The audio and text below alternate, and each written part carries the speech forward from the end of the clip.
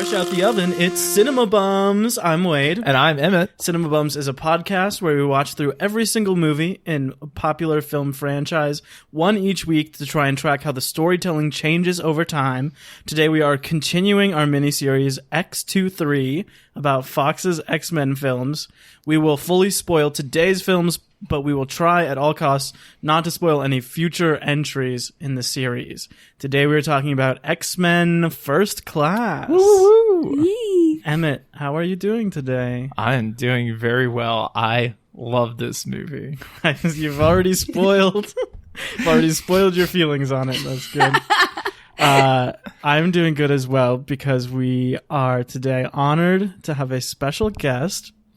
She's an actor, director, and writer, perhaps best known to our audience for her role as Christine Killer Keller in the 2020 Zoom revival of Eve Ensler's 1993 classic, All My Daughters. Please welcome Ahna Demaro. Hello. Thank you for being here. Wow, what an intro. How are you doing today? I am doing great. It's been a lovely evening. What was your first experience with X-Men? Ooh. The films, the characters, anything, just your first memories of X-Men. I guess there's like two things that come to mind. First was when I was first moved to North Carolina, we became good friends with our actual property manager and kind of got inducted into their family. And so when he first started giving me comic books, it was like the X-Men. So I read all through their like whole origin, and I could not like remember any of it for the life of me. But I remember thinking like, this is the coolest story of like these mutants that are like, it's just a step ahead of us. And I loved that about it. And I guess the other one was like Saturday morning cartoons. There was always this like teenage X-Men on. Do you guys remember that? Yeah. I just remember the kid versions of them and their like kid problems. Like, oh, I can't go to prom because like my mutant powers, like stuff like that. Yeah, I watched X-Men Evolution is the one I remember watching, which was like kind of CG animated, but they were all young and they were like very like slender, like tall and skinny and all very angsty. That's the one I remember most. I think I know what you're talking about. Do you know what your first memory of this movie is, or the first time you watched it? I think I saw this in the theater. I think the thing if we had talked about this before we rewatched it, I would have remembered that scene right close to the end where the crisis really like gets heated. Mm-hmm. I remember that and like the stop and the fall. That's like what I remember like from that movie. Oh yeah. Emmett, when was the first time you saw this movie? I must have also seen this movie in theaters the summer that it came out, ? If it was the summer. I think so. I must have seen it in theaters. It was probably while living on the island, so we would have had to go up to like Nags Head and see it. I remember at the time that it came out being like, oh, there's too much going on in this movie. They wish they'd had two movies. And like, I'm just a little overwhelmed by all of what's going on. On this rewatch, which may be the first time I've watched it all the way through again, I think that my opinion has changed somewhat. I first saw this movie at a Blockbuster. I didn't rent it, but there was like a surviving Blockbuster in this small town that we were visiting with my family. I remember it was probably a year or two after this came out, and I didn't know that this movie existed, but I saw it there and I was like, oh, they made like another X-Men and it's like a prequel.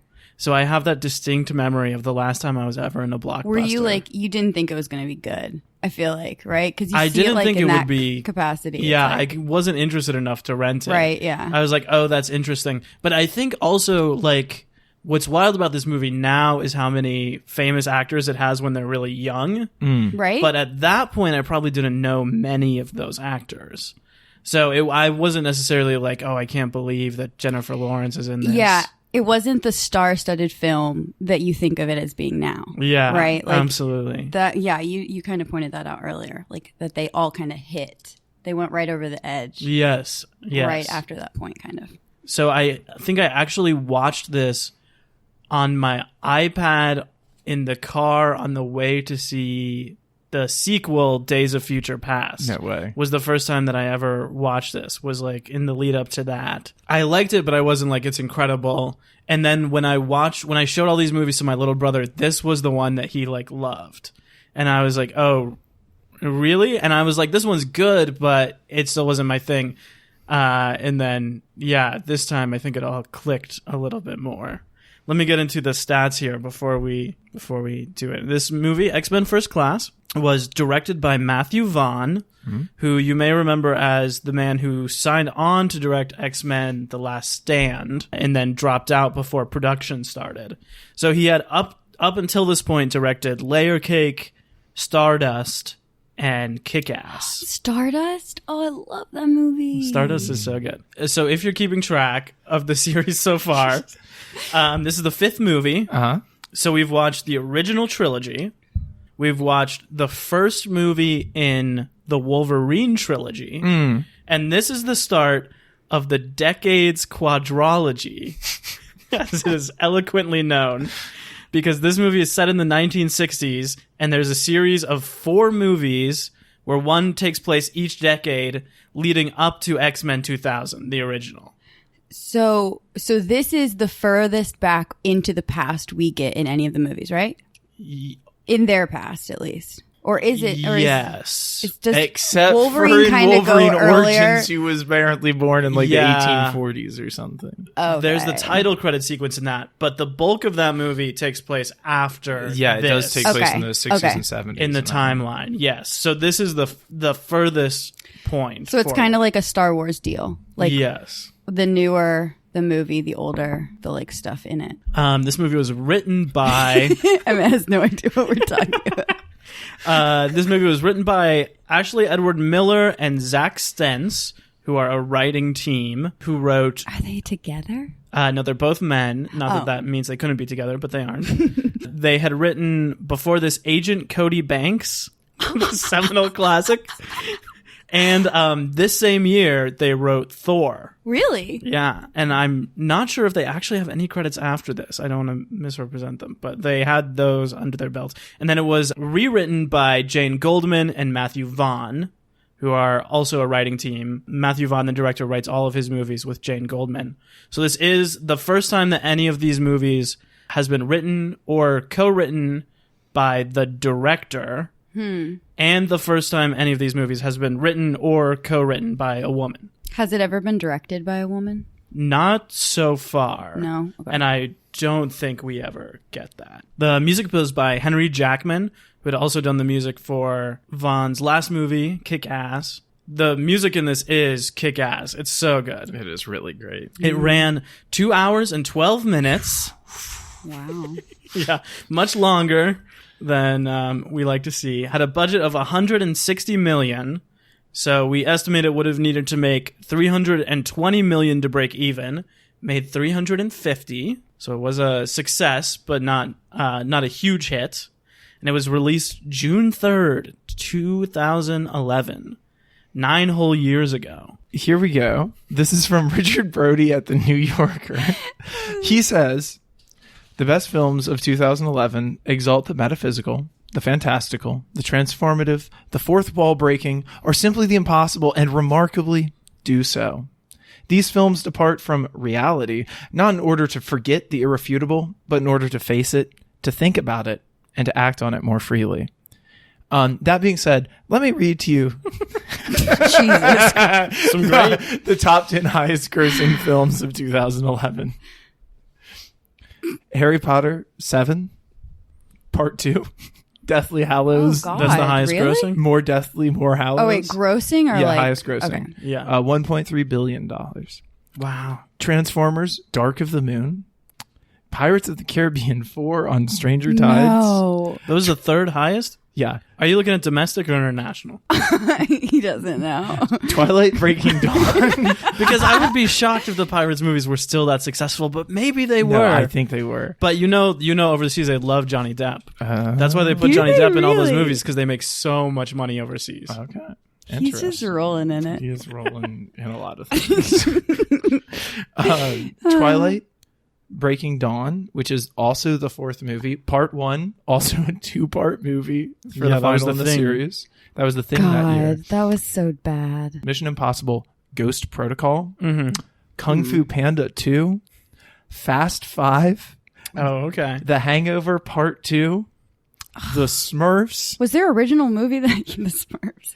and Cars 2. The best year ever for cinema ever. Since 1939. 1939. Say no more. I get it. But you will note that this year for the Oscars, Best Picture, Best Director, and Best Actor all went to the same film.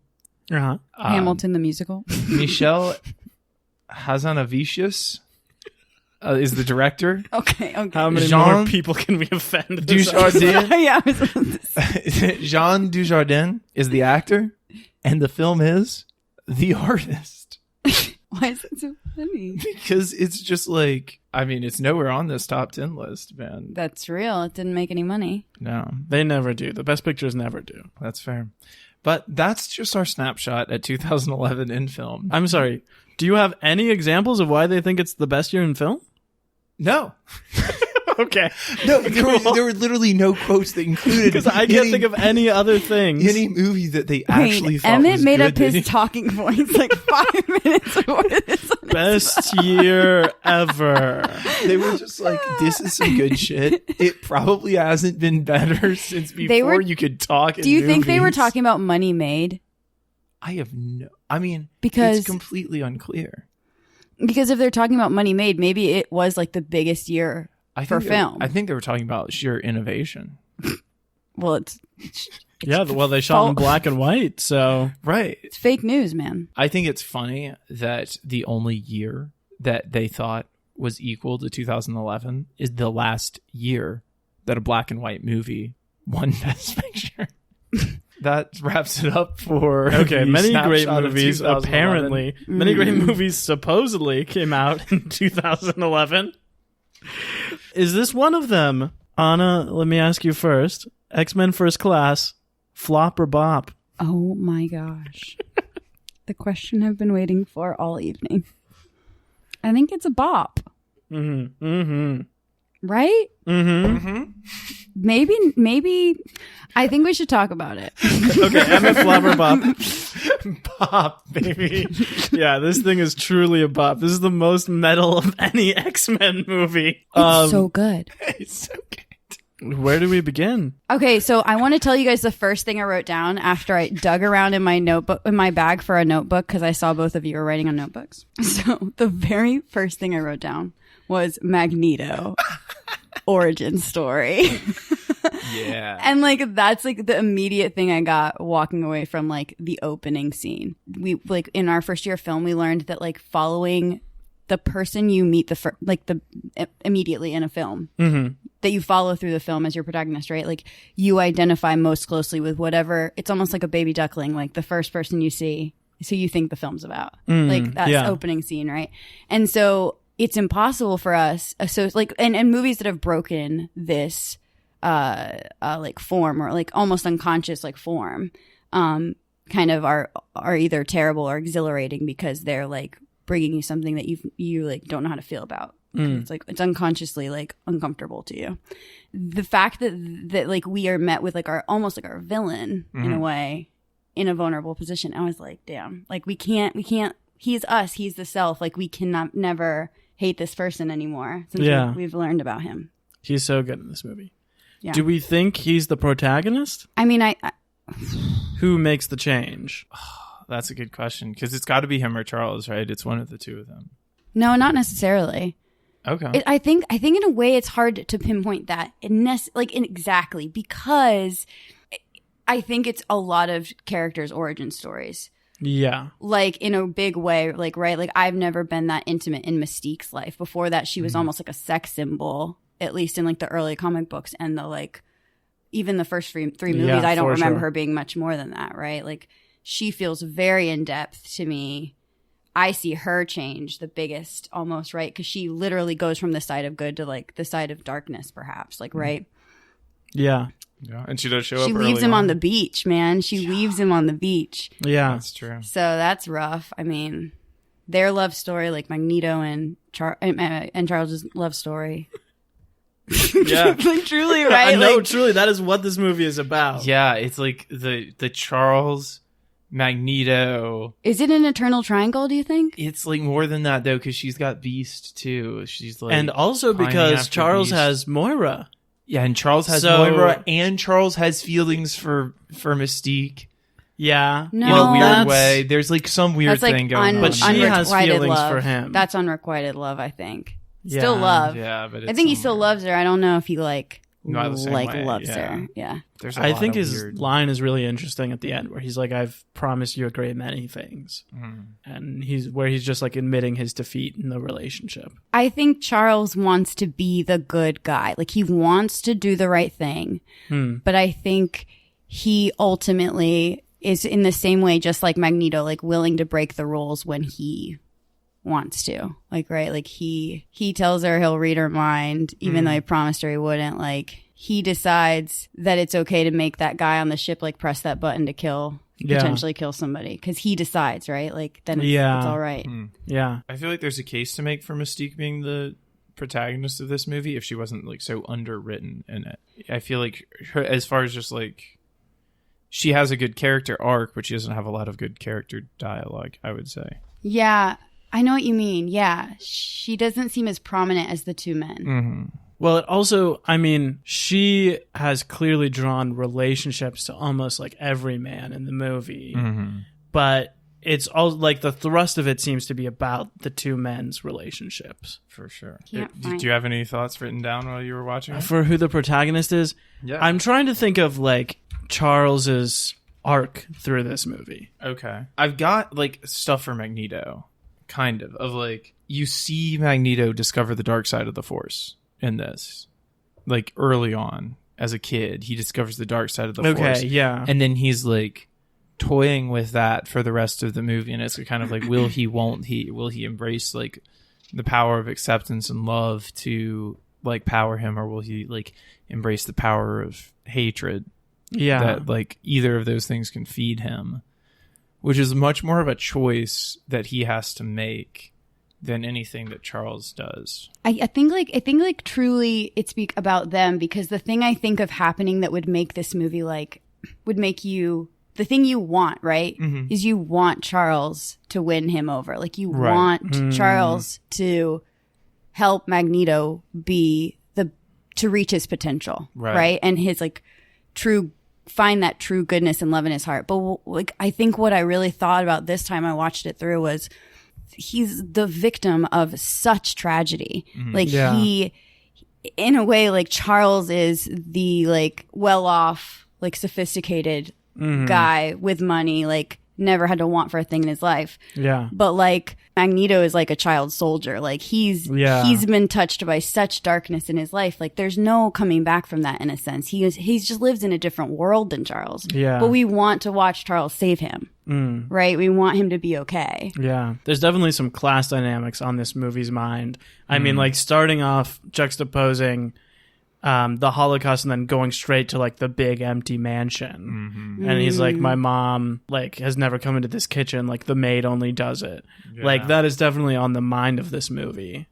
I think you're right, and I think it might be Eric, because I think he makes the choice there at the end to like give up on Charles in a certain way. I think like the choice happens in the room with Sebastian Shaw. Do you think it has to do with his power? Because this, like, what you just said about that, he makes the choice to leave him. Like, you hear him say some real bullshit right at the end, right? Where he's kind of like, oh, this is them. Like, he has to hold on to the anger. They like did this to you, right? He's like, no, like you did it to me. And he's holding him accountable, and he can't deal with that. Like, right? Like, he can't deal with that at all. He has to hold on to the anger, because that's the only way he can produce his power. Yeah. And I wonder if he's like scared, like, I can't do it without this, or like, this, I can't let go of this. This is all I am. Yeah. Whoa. That's kind of a thing in the movie too, because he talks about like needing to be angry to do like the big work. And then Charles is trying to get him to like find that place in the middle to like access more of his power, but it makes you wonder what would have happened to him if he could have stayed with Charles longer. I mean, it's not necessarily Charles's fault. Like, I think it is, Eric does make the decision there, but I think, yeah, it's the minute he like puts that helmet on and he chooses to like kind of shut out Charles's voice altogether, right? Like, yeah, because it's when he does his best work in out in the country with the satellite or whatever it is he picks up with his mind. It's like right before that, Charles gave him like love. Yeah. He said, remember this memory you lost about your mother and like how much you loved her. And he does this amazing thing, but it's like all he can hold on to most of the time is that hate. That scene is so good. Another thing pointing to Eric being the protagonist of this film is the fact that we get about 30 solid minutes of this movie is just him killing Nazis. And when you just have one character killing Nazis for most of the movie, you can assume that Antifa warrior is the protagonist. Yeah, right? He's like the true extremist. Yeah. I mean, everyone is on their own journeys until they come together. But we do start with him. We do follow him, right? Because there's like 3 storylines. There's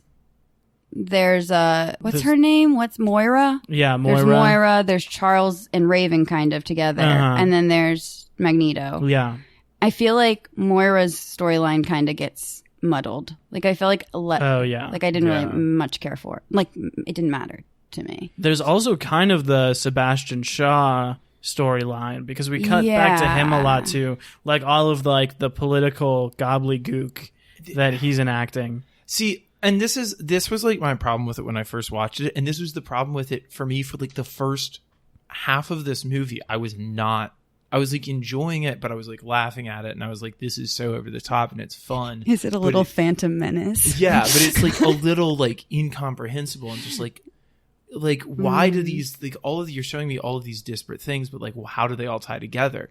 And I don't think they actually do tie together in a way that makes logical sense, but they make emotional sense, and it like is a very satisfying conclusion, despite like really kind of bungling like how all like the plots and plans tie together.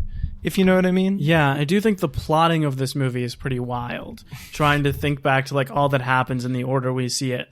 But it's like, in my mind, there's no question that this movie works. Oh, for sure. Despite that. Yeah, we kind of forgive any sort of plot like pulls on the mind, right? These kinds of gigantic jumps in like space or time, or even like just like with like crazy shit happening, like them like killing one of the young mutants, right? Like it's just like a lot of stuff, and it feels like a comic book to me. It doesn't feel normal because I'm like, oh, they just break the lines. Like they're like, we do what we want here, and I feel like they really did take that essence straight, like, and like make it into this crazy movie. You're like, I don't know what's gonna happen next, but I think we forgive all that because you're right. It is so emotional. I like the whole movie. I just felt like I wanted them all to be okay. Like I wanted them all to feel like, and to be together and to be able to keep moving forward. And like, you can see that like brain trust thing like, kind of happening at that mansion. Yeah.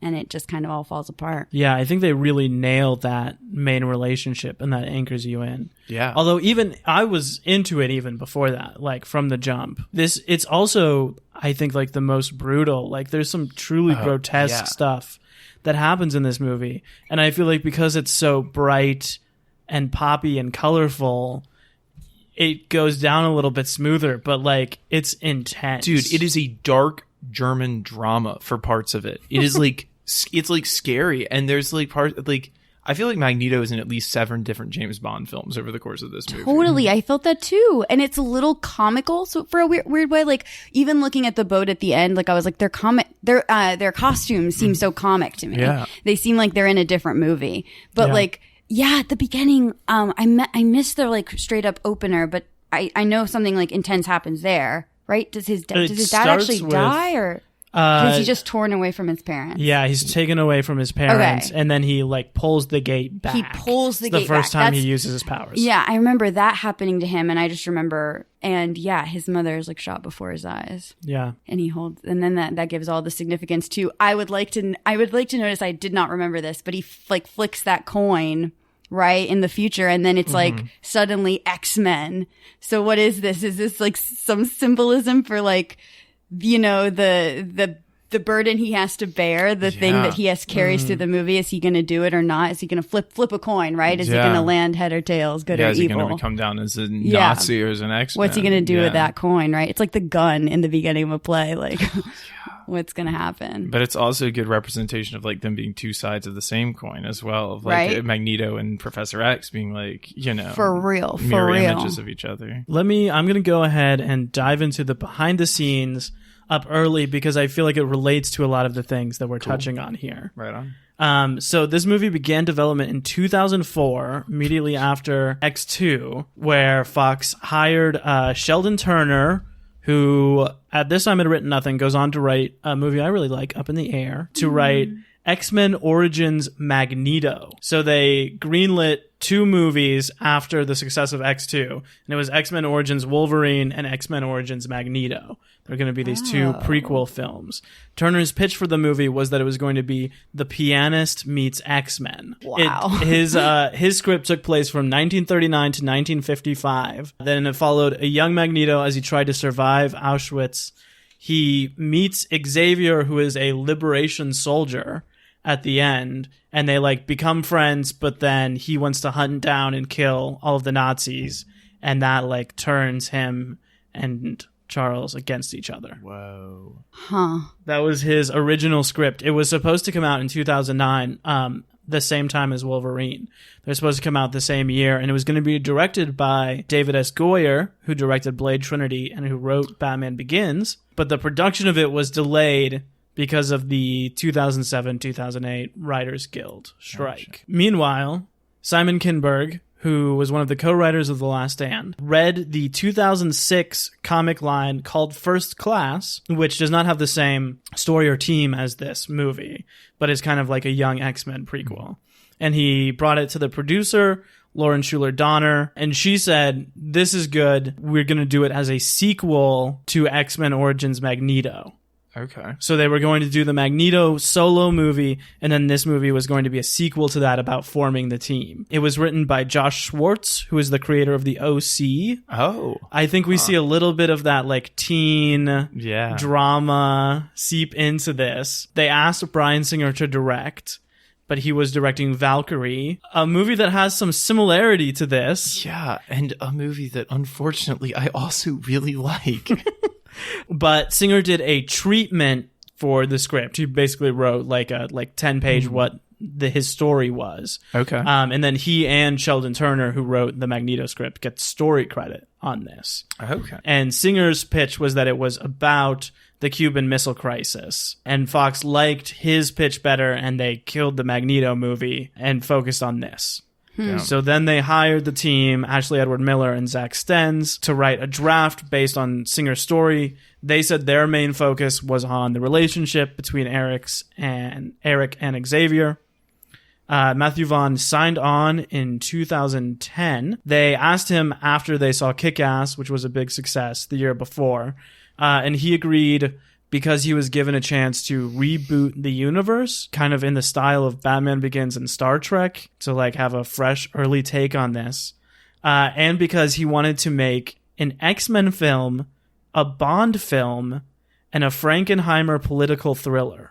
Wow. Those were like his ambitions with this movie. What is the third? That's the man from the 60s who made like the Manchurian Candidate, kind of those like old don't trust the government political thrillers, kind of immediately in that post-Nixon era. I think he hit all 3. Yeah, I think he did. Kind of knocked it out of the park with all of them.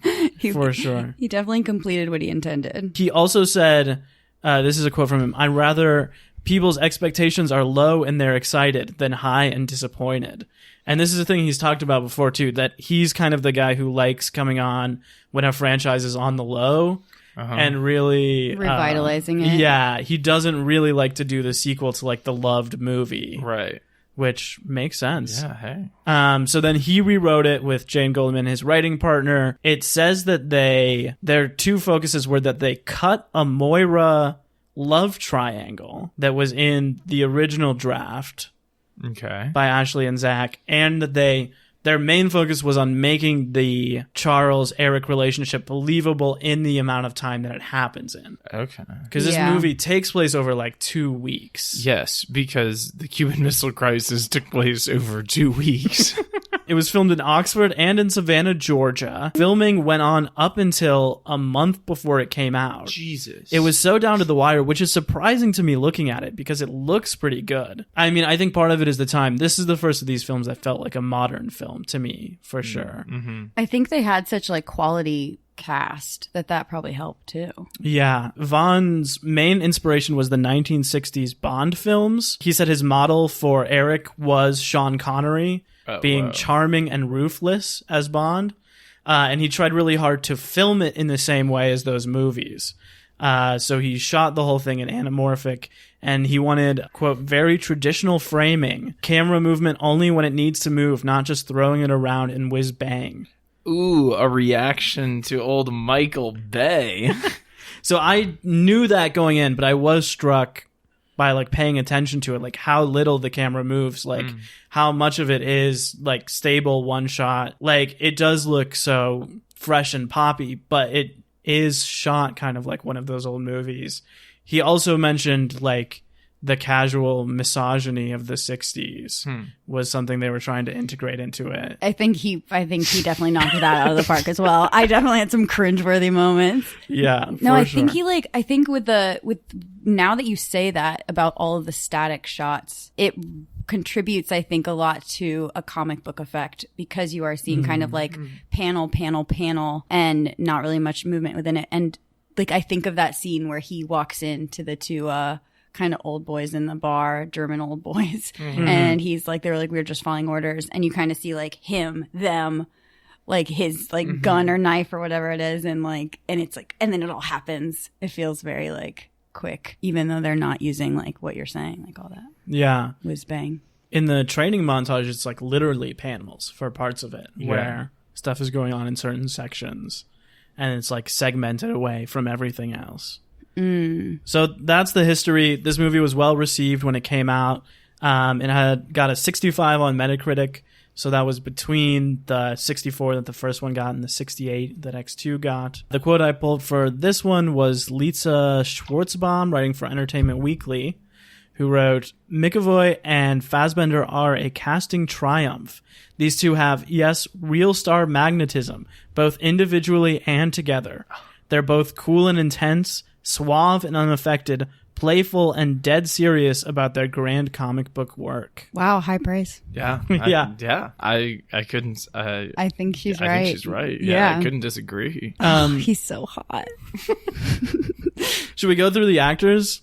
Yeah. Should we talk about them? Should we talk about who's in this? Because like a huge appeal about this is that now it's like all these hot young stars right before they're about to explode. Okay, well, I guess we should start with McAvoy as Charles. He had done before this Narnia and Atonement. He's Mr. Tumnus in Narnia. Evan looks shocked. No, I remember that, like, as you said Narnia, I was like, oh shit, he's Mr. Tumnus. He had also been in the Children of Dune sci-fi miniseries. No way, really? Yeah, as Leto II. Yeah. Which is the first thing he did.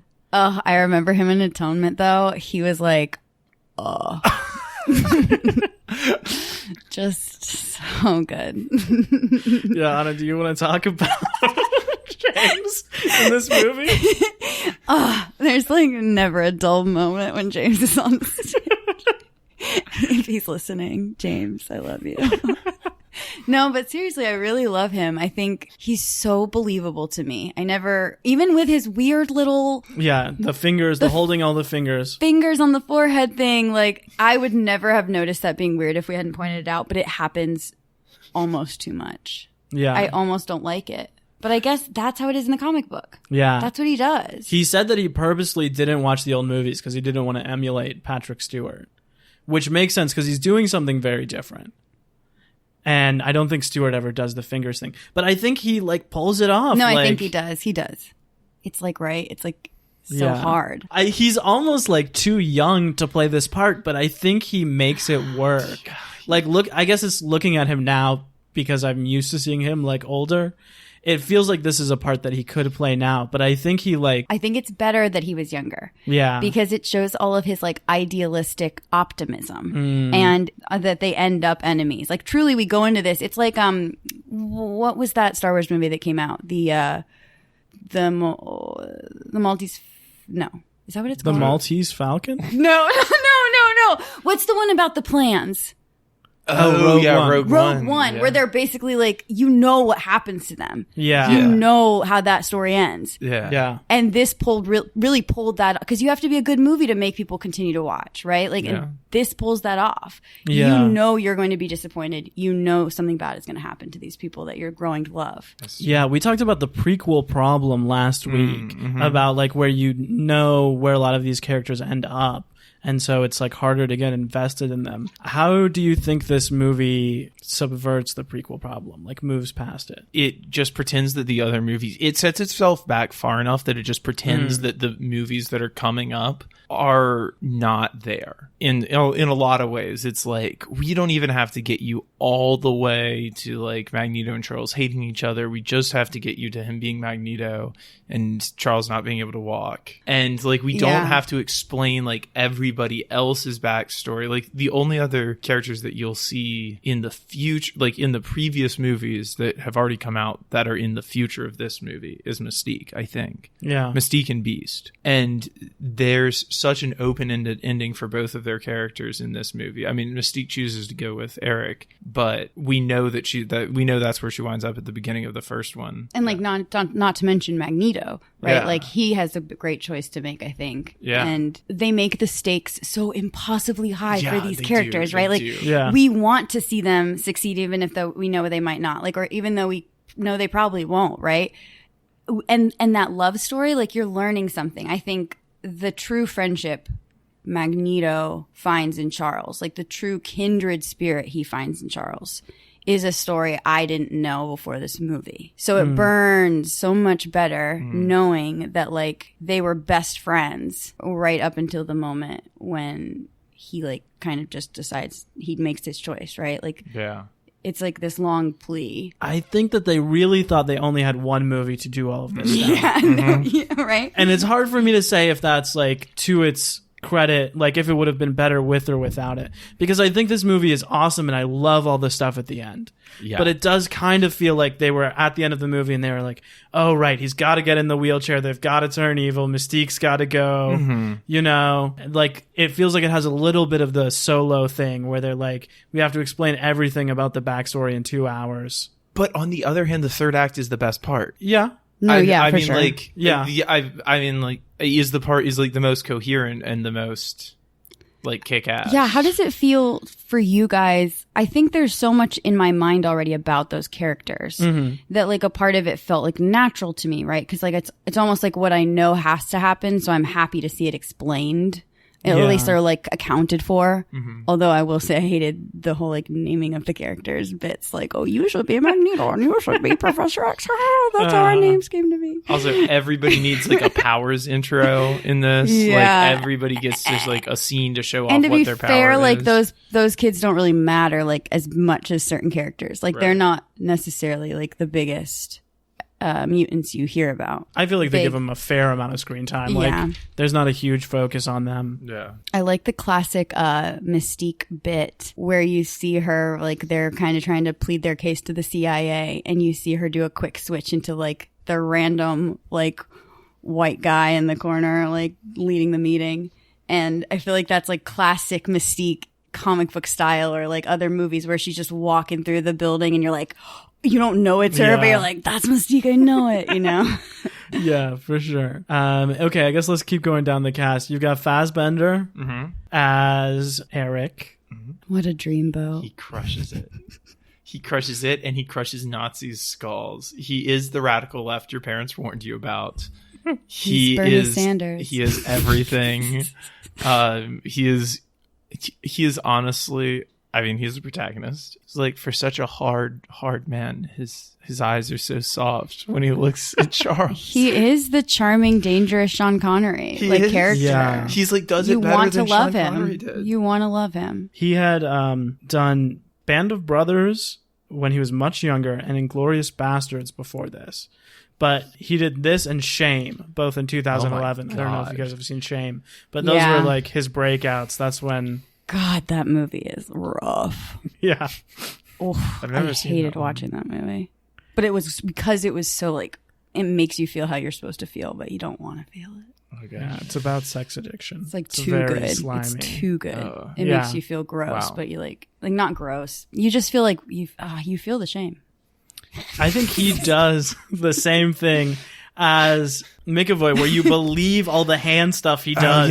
He does it with such conviction that you're like, well, I can't tell him he looks silly. And he I also think this movie is maybe the first in the series where we see actors who are able to escalate, like actors who start playing in this heightened realm, but then like really bring it to 11 in the third act. Yeah, they know where to go. And like, we would be remiss if we did not mention Kevin Bacon as one of those actors who brings it all can we in the just third act. Get to Kevin Bacon talk about for a second how for the first I want to say at least 15 to 30 minutes of this movie, Kevin Bacon speaks only with a German accent and then suddenly is miraculously unaccented for the rest of the movie.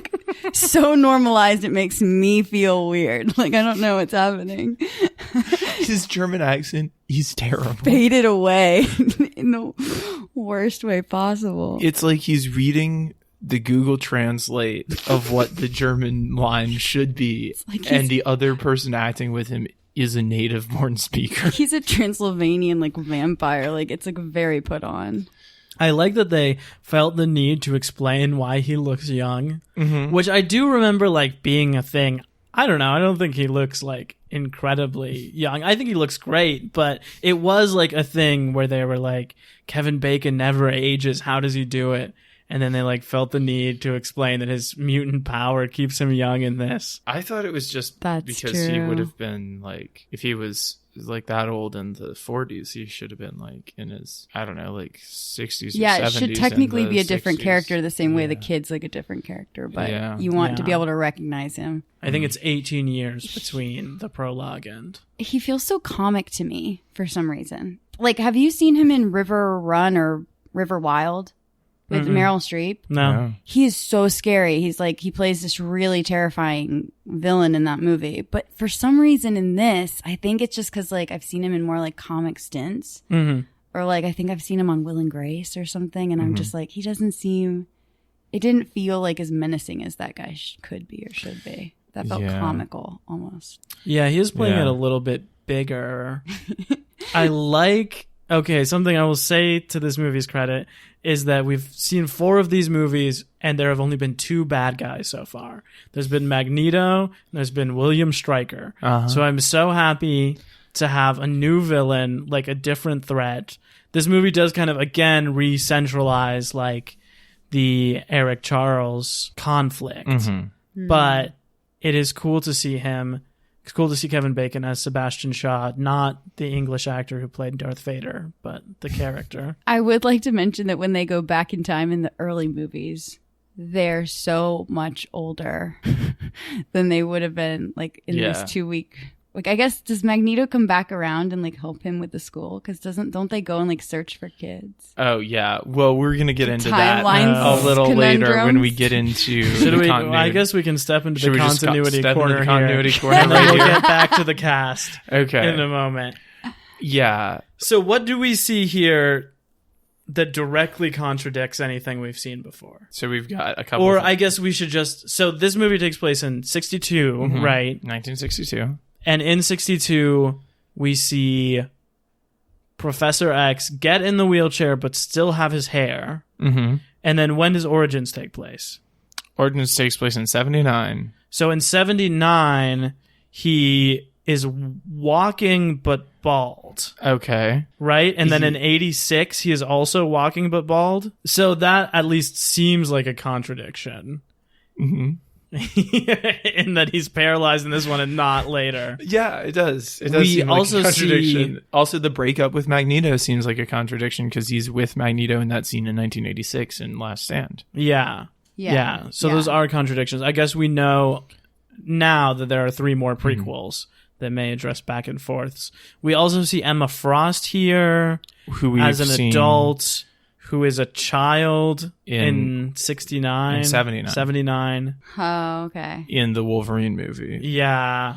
Maybe that's a different character with the exact same abilities. It's very strange. There's also Alex Summers. We also see Wolverine. Well, that's not a contradiction. Yeah, I guess not, because he always looks like that. He could be anywhere at any time.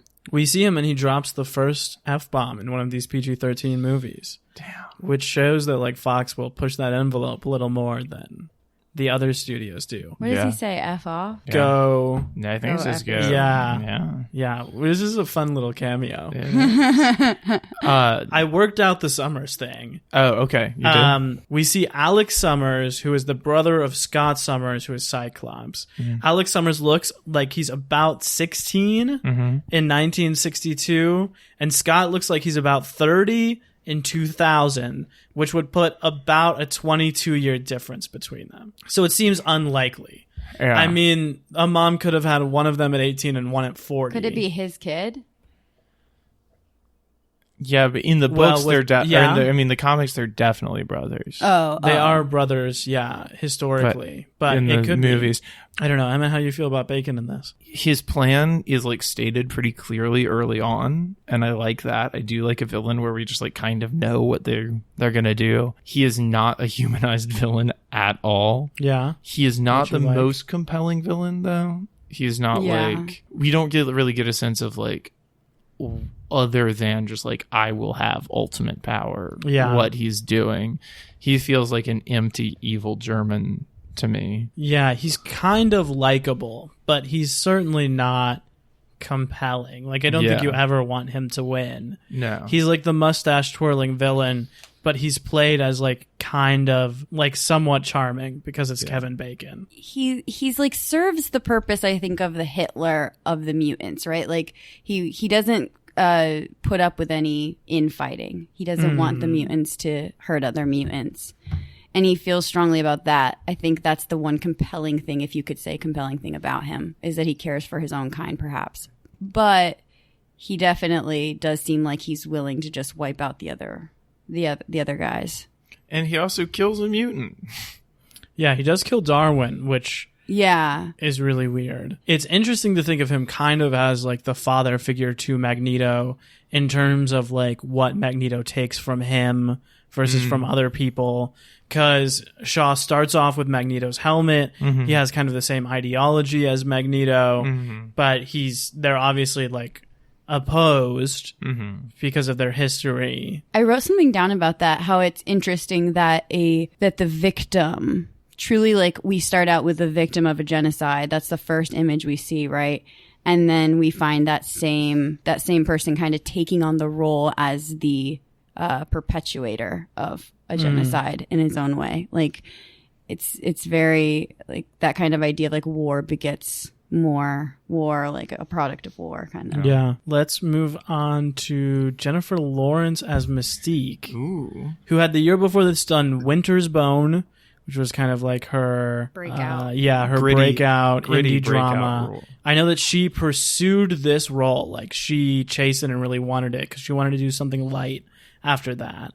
I remember her saying that she was intimidated because she thought Rebecca Romijn was the most gorgeous woman in the world. So she clearly agrees with you on that, Emma. And we see Rebecca Romijn for a second here when she like ages up to be a little bit older for Magneto. Oh, wow. But this is Jennifer Lawrence like the year before Hunger Games and the ice skating movie. Oh, wow. The year before her like 3-year stint as the most popular actress in the world. How do we feel about her here? I guess let's talk about first the performance and then the writing of the character, because they've made bold choices with both. I have a quote from Ahna earlier in this evening while you're watching the movie. Now, Ahna said, "I've never hated her so much." Oh my god! In the scene with Nicholas Hoult, she looks across. She says, "I've never hated her so much." That's because I'm in love with Nicholas Hoult. Oh, so it doesn't have to do with her acting chops in I mean, that scene. I don't love her as an actor. I don't know what it is. It's not that she's not. Maybe I think it came about after this movie, to be honest, because I think before this movie she did feel really like genuine. I think it was when she was put in American Gangster. Was that American Hustle. American Hustle. And I remember thinking like she just doesn't seem like she's just her in all the movies she's ever in. She doesn't really take on characters. It's just I get to watch Jennifer Lawrence live her life in that movie. And I just feel like before that movie, she did kind of like take on roles for me. But I don't know. She feels like she kind of taps into like raw emotion of the scene, but doesn't necessarily have like a ton of control over what level she puts it out at, like in terms of her craft and her tool. I hope that doesn't come off as too harsh. It feels like she's just like, she can get the mood of the scene and she can really go for it, but she can't necessarily like control it in a certain way. She was really new, right? Like, wasn't she not an actor before Winter's Bone? Wasn't she just a regular she hadn't human? done much. Yeah. I feel like part of what's going on here is like when you have good writing, that sort of just like raw talent can like work, and you can be like, oh yeah, she's really living it and she's speaking this really like intense language. But when the character is like so stripped down and so like, I think the dialogue is, whether or not like the character arc is well written, which we can talk about, but like the dialogue itself is just like so poorly written for her that it doesn't really like carry her anywhere on that like wave of her natural talent. You know what I mean? Yeah, it's no like Noel Coward or anything. It feels like her character is kind of trapped in between the two worlds of like the adult Nazi hunting, gay love affair drama of the adults in this movie, and like the OC inspired team like summer camp drama of the actual First Class. Like she's kind of straddled in the middle there. And it's so strange because she is definitely like just Charles's age or like 2 years younger. Like they are the same. They're the same age. She feels very little sister to me. I think it's because I've seen her in like sexy form, right? Like when Red Sparrow came out, even when like the Hunter Games were out. Oh yeah. She is like a sex symbol in those days. And back here you see her, she's like a kid. She really like makes me feel like she's young and vulnerable and innocent, and I could see her. I think her arc happens a little too like quick and muddled. What is the arc? Just like going from Charles to Eric? I think the arc is or like accepting herself. Yeah, I think the arc is like truly deciding that she is satisfied with who she is and what she looks like. Because she starts out, as much as Charles says he like wants the mutants to like have freedom and like be a part of society, right? Like that's his whole goal, is to train them and help all mutants everywhere. He really puts her in a box as far as her appearance, and he says like she's not like normal. He doesn't accept her as a mutant, as what mutant she is. I think it's an origin story about why Mystique in the original trilogy never wears clothes. Because at the end, like, because Charles is like always like, yo, you've got to wear this uniform, or you've got to like pretend to be a human person. And like there's a scene specifically where she comes out, she's all blue. And he's like, yeah, well, put on some clothes. And then like Eric is like trying to induct her into his nudist colony. And he's like, it's okay. I turned to Emmett in the middle of the movie, right when he was talking to her. And she's like leaning over on the bed, like on her elbow.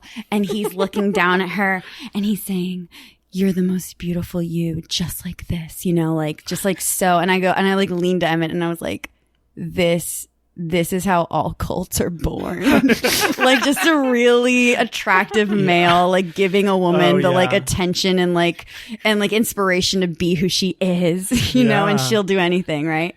But I think that they do a good job of not making it just solely about him. Right. Because she goes through three different men's opinions. It's like Charles, it's Magneto, and then it's Hank. Yeah. Right. And he does it in front of her and she chooses not to. but it's like he says like the same things Charles said to her. Basically, he's like, "You're beautiful now." Like in her like human suit. I think all of that stuff is pretty well handled. Actually, I think it's pretty compelling too. She is like the most like Chekhov character, and that she has like a distinct relationship with every single other person. And there's so much going on. Maybe if they had like written a few more female characters, she wouldn't have had to bear the weight of that. I mean, we've got Moira too. I guess we should talk about Rose Byrne as Moira and Zoe Kravitz. Yeah, who are in this movie. I think Zoe Kravitz is good. I think so. I think Rose Byrne as Moira is good. I think she has like a very strong entrance where you're like, oh, she's going to be a cool part of this movie. And then she kind of disappears. She has a very Bond girl entrance. It feels like she suffers from rewrites, right? Because you said that she was originally there was a love triangle. And I think that element holds on in a weird way, because when he kisses her at the end, I'm like, sure, cool, whatever. I could see them kissing. But I also don't really believe that he's like doing it out of love to like wipe her memory, and he has to like sacrifice this thing he had with her. Like, because you don't really get much evidence of that throughout the movie. Yeah, I wish that had been better set up. Same, exactly, right? I think it feels like something that was set up and then something got cut that didn't make it make sense anymore almost fully. But they knew about it, so it's like it stayed. He hits on her the first time he meets her, but we've just seen him do that to like some random woman before.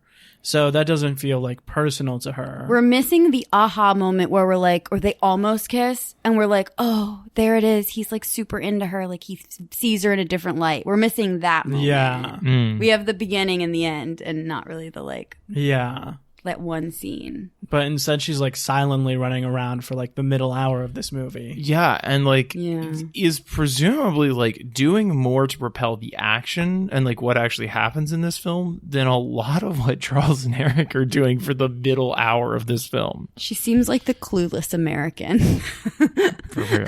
For some reason to me. I guess like the clueless do-gooder. Like she got into the CIA for the right reasons. Yeah. You know, and now she's kind of like just flopping around. She does Bridesmaids the same year, which is also like her breakout. Yeah. So really all of them are like just about to pop. Maybe unfortunate wording. We've got January Jones as Emma Frost, coming off of Mad Men, playing another 60s wife type figure. Anyone have anything to say about Emma Frost? She feels very similar to her character in Mad Men. I feel like she kind of took that and really built off of it, if not like carbon copied it in. Like it feels like she is Don Draper's wife that has like, he died and she had to make a living somehow, so she like worked at this strip club and became like diamond encrusted, you know, like it just like took over her. This direct sequel to like Mad Men. She doesn't seem like she's, and I'm a big fan of January Jones. She was in that new Netflix original Spinning Out. You mentioned him a couple times. We should talk about Nicholas Hoult as Beast. Comes into this movie about halfway through. Oh, this is the only role that wasn't originally cast with this actor. Oh, wow. They cast Benjamin Walker, who's a Broadway actor, who turned it down to do Bloody Bloody Andrew Jackson on Broadway. Wow. Nicholas Hoult had done stuff before. He is the titular boy in About a Boy. Whoa. A really fun movie, if anyone's seen that. Wow. And the year before this, he had done Clash of the Titans. Huh. So he had kind of done the action thing and then went into doing this. And then gets picked up by Bryan Singer to be the titular Jack and the Giant Slayer in Singer's next movie. Wait, when was this made? 2011. Okay, so like from 2000, somewhere between 2007 and this, he was in Skins as Tony Stoneham, and he was a dreamboat. Like any girl who has seen Skins will forever be in love with Nicholas Hoult. Like, he's like the bad boy that you just want to win over, and he's just Stone Cold Fox.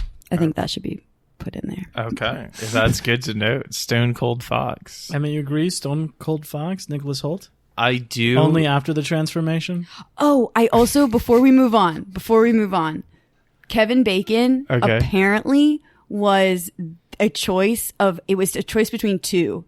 For that role. Kevin Bacon and Colin Firth. unbelievable. And Colin they- Firth would have crushed that. They decided against it because they felt like he was too lovable. Like Colin Firth was like too much of like wouldn't bring the same amount of grit.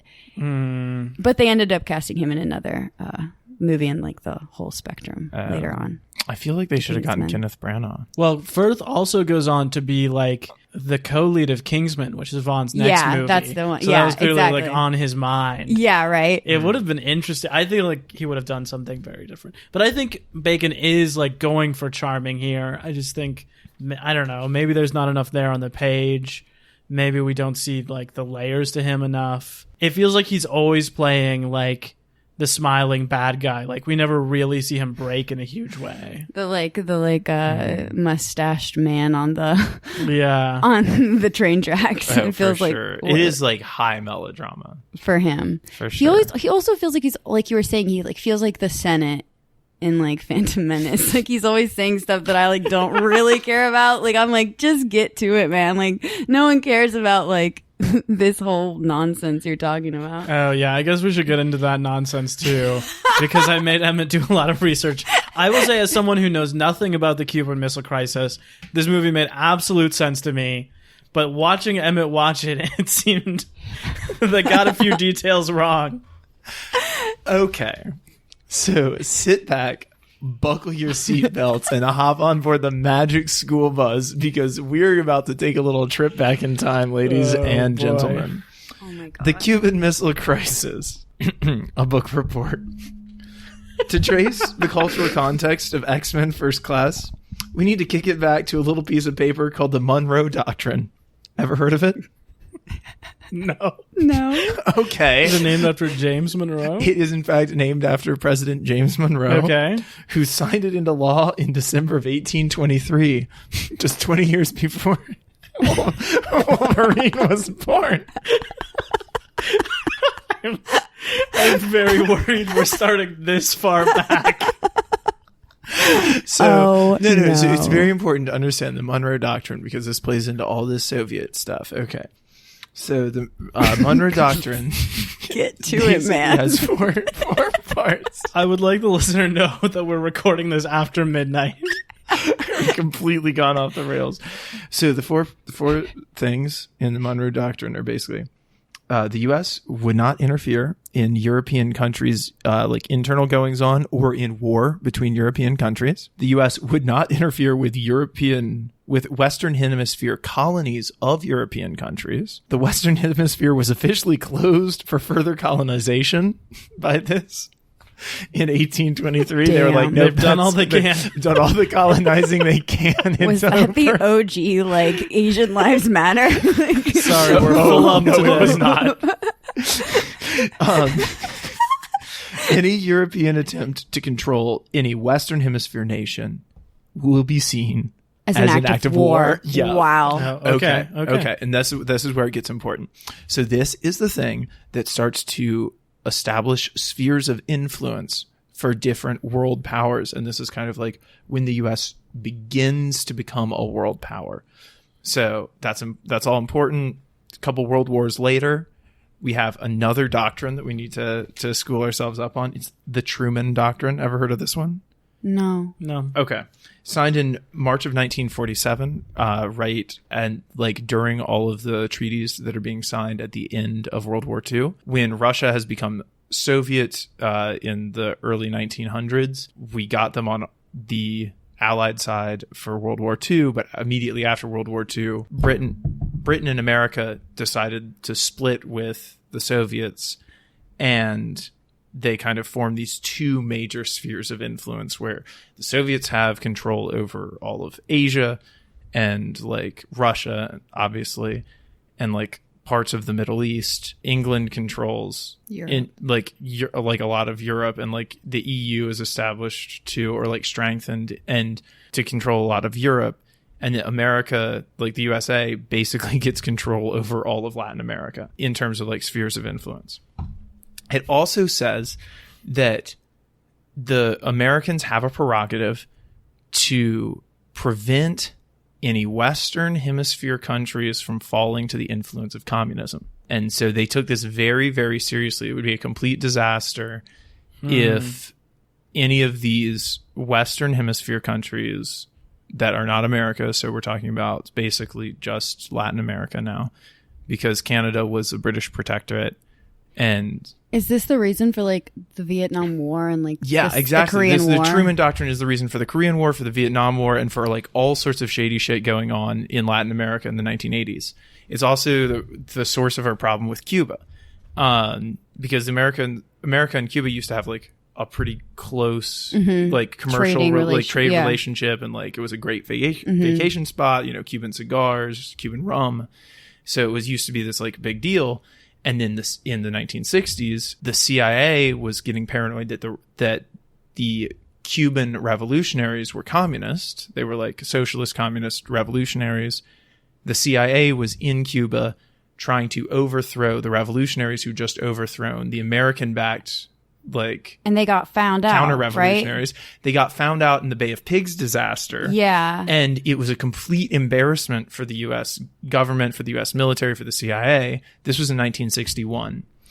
In 1962, the CIA detected intercontinental ballistic missiles, which is like that era's version of weapons of mass destruction, showed pictures of weapons of mass destruction in Cuba, said the Soviets are putting missiles on Cuba that's only 90 miles from Miami. They're about to bomb the shit out of the East Coast of the United States. Whoa. So then Kennedy, who was at this point president, ordered a naval blockade around Cuba, much like the one that you see in this movie.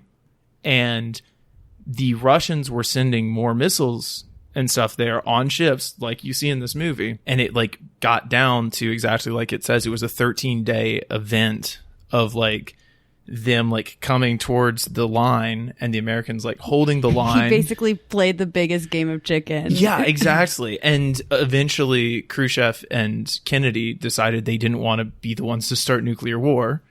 They came to an agreement in which Russia would publicly disarm Cuba of the missiles that it had put there. The U.S. would privately disarm missiles that it had put in Turkey and Italy aimed at Russia, but did not put that on American news sources. And it was basically the point at which the U.S. broke diplomatic ties with Cuba in a major way, which allowed Cuba to fall under further influence from Russia, allowed Fidel Castro to put up his regime there. And so it's like all of this is involved in like the reason that we still have this really messed up relationship with Cuba. It's all like has its roots in this stuff. And apparently it was all Sebastian Shaw's fault.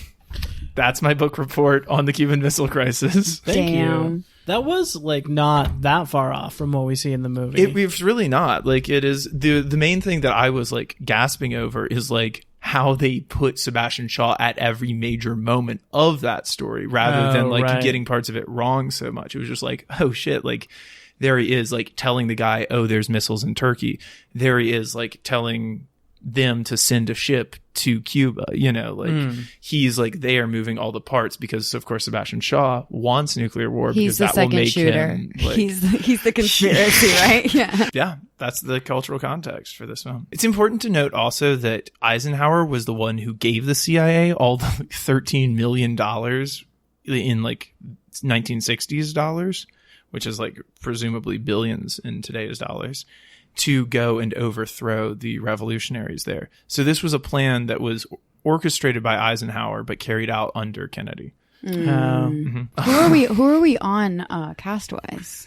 I think we've talked about most people. Okay. There's Caleb Landry Jones, who also kind of becomes a star as Banshee. And then he goes on and does a run of doing like 2 scenes in every Oscar movie in Get Out and 3 Billboards. He does like a run of that, but he's not really in much now. Oh yeah, he was in 3 Billboards.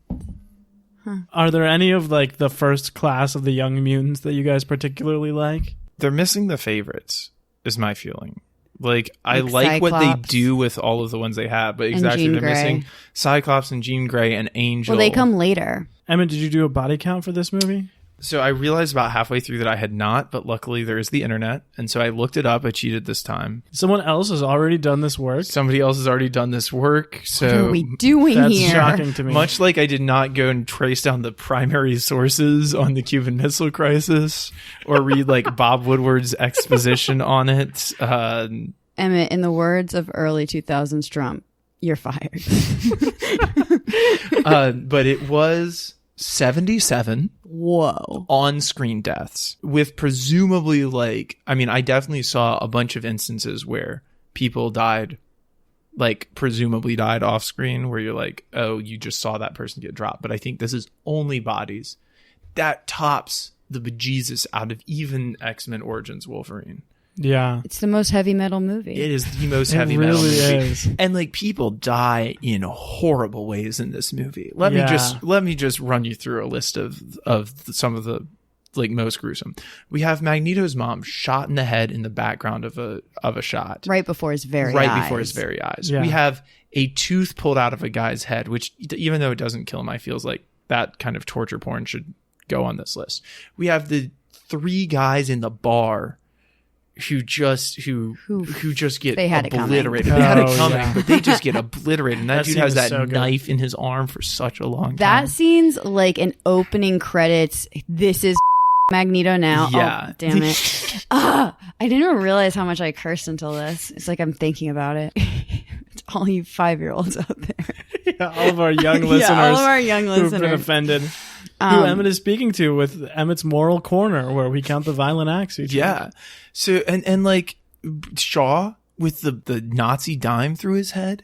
I mean, that's gruesome. Yeah. That is a gruesome. There's the death. guys. They get torn up in the barbed wire too. Oh yeah. There's the guy who's their friend, their nice George Lucas friend, who gets dropped from 60 stories and just splats right in front of them. Yeah, that And was then brutal. there's That guy was cool. Darwin, who just dies needlessly by being turned to ash and has one last look with his lover Havoc, and it's just truly tragic.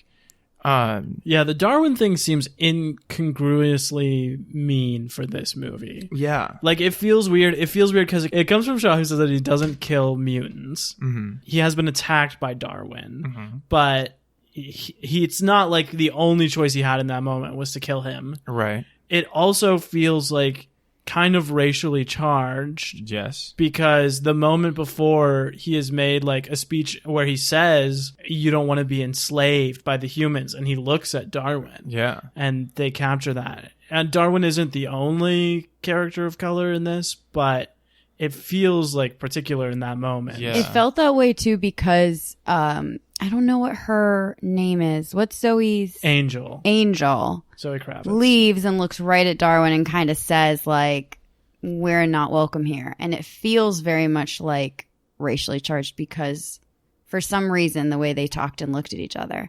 But I mean, she could just mean we're not welcome here as mutants. She could have just meant in general, all of them. I think his code is, and it's obviously he didn't need to kill him, but I think his code is that he sees mutants as himself. Mutants are protected under his vision. But if you go against him and side with the revolution, he'll kill you. Yeah. He they try to put one over on him and he's I'm more powerful than you are. The whole civil rights issue was certainly a part of the 60s, which this movie is diving into the 60s. But it seems a little more gung-ho about digging into all the sexism and a little more gun-shy about dealing with any of the racial issues. Aren't we all? Yeah, I guess so. This movie does pass the Bechdel test, the second of these 5 movies too, in Angel and Mystique talking to each other. It does have, I think, more female characters than we have before. Obviously, we like to keep track of these things because it's a fun little meter. I don't think that if a movie passes the Bechdel test, it's it's done it, it's a good movie, it's perfect gender parity, and I think that there can also be great female characters who don't pass the Bechdel test. It's a little bit of a way to measure these things. What is the other movie that passes it? X2. Okay. Because they send Storm and Jean Grey off on a mission together when they go and get Nightcrawler. Oh, okay. X-Men Origins Wolverine only has 1 female character, so it isn't even capable of coming close to passing it. There's a fun fact about Nightcrawler, Mystique, I believe, and Aziel, the angel. They don't interact much in this movie, but those two characters have a child, and it is Nightcrawler. Yeah, I wondered if there was an allusion to that at the end of the movie where she like goes off with him. Yeah, maybe that's what it is. I like the effect on him with his teleportation. I think it looks a little bit cooler than Nightcrawler's. I like how he leaves like the little like fire residue behind after him. I do like that little like wispiness of it. Like he disappears and then there's all that smoke. I think most of the effects look pretty good in this. Both like the practical Mystique and Beast stuff.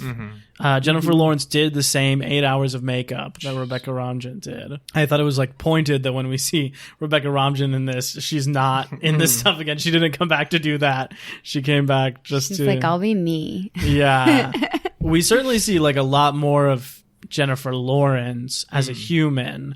But she isn't. For a lot of these scenes, I was thinking like she has like these mid transformation where she like transforms in the mid scene, and I was like, wow, she really did 8 hours of makeup like to do 30 seconds of the scene. The animation in her changing, I really liked the little like glittery like scale kind of thing her body does. I think most of the CGI looks pretty good too, which is the first time in the series. Yeah, there's like some stuff that looks a little suspicious. A lot of the ships, I think. Yeah, when they're crashing on the beach, if you watch the trees and the sand line, you see all of this like you can just tell it's built on a computer. Yeah. You know, you're like, oh, that's not real. But it doesn't take away. It's like my second time seeing it, like, or probably like fifth time seeing it or whatever. But like you start to look at different things, but you don't really notice it right off the bat. It doesn't like detract from that scene. Yeah, I think it's better. It seems like they used it more sparingly than they do in the other movies, for sure. I also do think the submarine coming out of the water looks really good.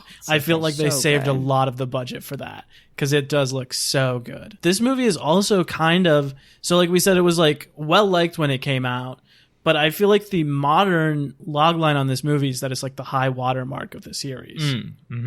So I feel like just kind of like the opinion of like the last year or two is that a lot of film critics and just movie watchers have been like, oh, like the best one is First Class, which was not its reputation when it came out.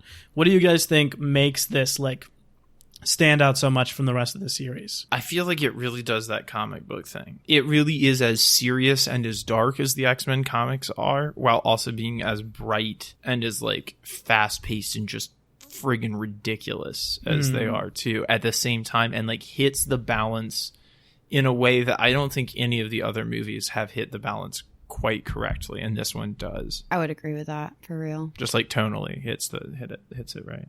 Yeah, because even the parts where you think that doesn't seem, it feels like it's in almost a little bit of a different movie, like it's a kind of a little bit comic, or it rides the line of, you don't really want to watch a pure tragedy or a pure comedy. You kind of want to watch the like both of those things being put in equally. Yeah, I feel like I also really feel a director's vision from this movie that I don't from a lot of the others. It feels like it's very confidently directed and that the director had something to say, and it just feels like you're in much more capable hands than the other movies, some of which feel like they were like made by a computer. Yeah. You know, I wonder, I would be interested in hearing, like, there were all these troubled production stories from the last movies of, like, the Fox executives getting in the way. I wonder if it's because of that Matthew Vaughn thing he said where, like, people just didn't really care about X-Men. That maybe they just let him do his thing and he had, like, more creative control than some of the other directors were given. Or maybe he fought for it. Yeah, maybe he stood up for himself. Yeah. Maybe he came in with a hit under his belt and said, I know how to do this.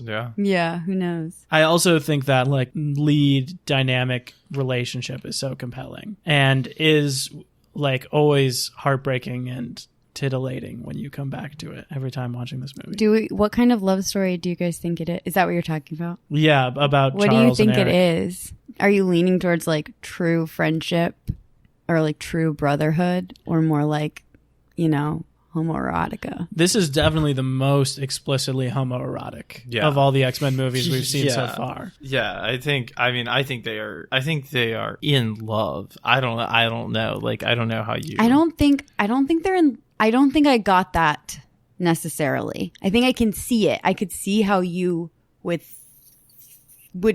grasp that as your story, right? But like a part of me feels like the reason it feels that way is because Charles is a true empath. So he has literally been through, he's the only person who's been through the things Magneto's been through.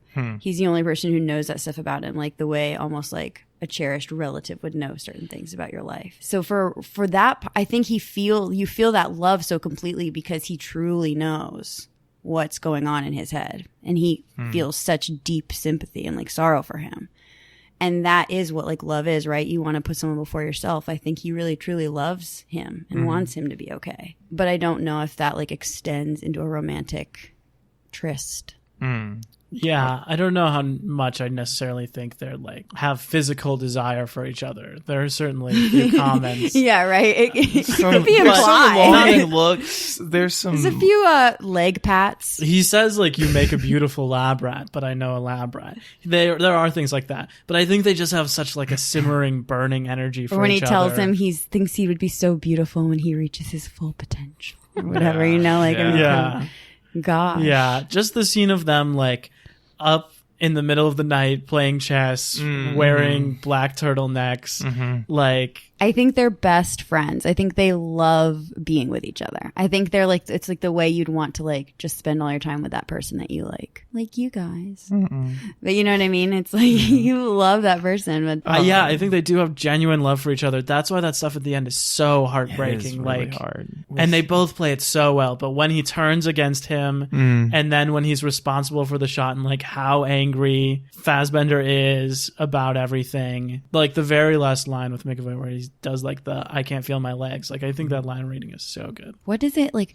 He goes through the loss of his father, his mother, Eric? and, yeah, and then his best friend, his best friend. and even kind of like the messed up father figure Yeah. who Yeah. he kills. He has that whole thing where he's like, "You are my creator," and then he kills him. Damn. Yeah, because he had the ability to kill him when he was a kid, and he never did. Yeah. Yeah. It's been haunting him. Damn. Okay, I think maybe the last segment we have is where we pick our MVP OTWs, which is our most valuable players other than Wolverine. So I'll start with our guest, Anna. Who was your favorite character in this other than Wolverine? I think it has to be James McAvoy, without a doubt. Gosh, he's such a dreamboat. I love him. No, I don't know. I guess I think it's like really pulled between him and Michael Fassbender. What do you think, Emmett? I'm going to give it to Banshee. Oh, okay. I'm going to say He's pretty good. He's so good in this. I've forgotten how much this movie like focuses on his powers. He's one of the cool X-Men who we've never seen before and whose powers are like actually used in this movie in some sort of productive way. Like he finds the sub for them. It's just really exciting. And in the spirit of not choosing like one of the protagonists, like I definitely think that like the most enjoyable thing to watch in this movie is the Michael Fassbender, James McAvoy relationship. But in the spirit of not choosing one of the protagonists, I would definitely go with Banshee as like the most exciting side character. He's also like what happens when it goes right? Yeah. Like he's Charles's dream for the school. Yeah. And that actor's just giving a killer performance as him. I think I would go Rose Byrne as Moira McTaggart wow. as my MVP OTW. I think she's really good in this. He likes the Bond girl. I think that opening scene where she's in the Hellfire Club is like such a bold introduction to that character. I also think she plays it really well. Like she has kind of fully formed movie star charisma in a way that not all of the young actors in this do. Like I think a lot of them, even like Lawrence, is like figuring out how to be on screen still. And I think I hate that she's is like in the first 30 minutes Shafted. and then in the last 5 minutes of this movie. And then she has that like ridiculous scene where she gets horny on Maine at the meeting for her kiss with James McAvoy. Oh. I think I'm going to change my answer. I think that the MVP, the like best, because they said that Stan Lee was going to like make a cameo, but he was too far away and couldn't. I feel like the Mystique cameo is really on par for me. I love that kind of stuff. I love the like reference to the next thing that kind of ties the movies together almost. Like the Wolverine sit-in, like those kinds of things all will create this like unanimous like collection of movies that feel like they fit in the same world. So I love those kind of little things. They're like fun little Easter eggs. Yeah, I do too. And I'm glad that this movie didn't go too much further. I'm glad that there's no like Patrick Stewart narrating this as an older, looking back. Like, I think that there's no framing device really grounds you in the immediate action of it. Okay, any last thoughts? Emmett, any last thoughts on X-Men First Class? I would just like to say, in terms of other people who are stars in this movie, Ray Wise is in this movie. Very, very briefly. Ray Wise is an excellent actor from the TV show Twin Peaks, and also from the TV show Reaper, in which he plays the devil himself. And he just kills it every time he's on screen. And I think he's playing some general, or he's the general who's like, if they cross that line, we're going to blow them all to hell or something. He's the American general? Yeah, he's the American general, but he's not the American general on the boat. He's the American general like in the situation. Okay. Yeah, but he's just like really good in that role, even though it's tiny. He's memorable. Ahna, any final thoughts? No. About this movie? I don't think so. I mean, I think that the funniest thing, I like literally what I told you is the first thing I wrote down was Magneto origin story. And that's what I like, one of the last things I wrote down was a really like truly a Magneto origin story from start to finish. Yeah, I would also give a shout out to Mr. Hurricane. I don't know what his X-Men name is or who the actor is, but I thought he was really good. Yeah. And to the Groutfits. I love the Groutfits in the training montage. Yeah. When they're all, and Havoc's got the sleeveless one to show he has attitude. They all have different little flares, but they've got that like early matching. Also, there's LOL to a line that Mystique has where she says, "We've accomplished so much in the past week."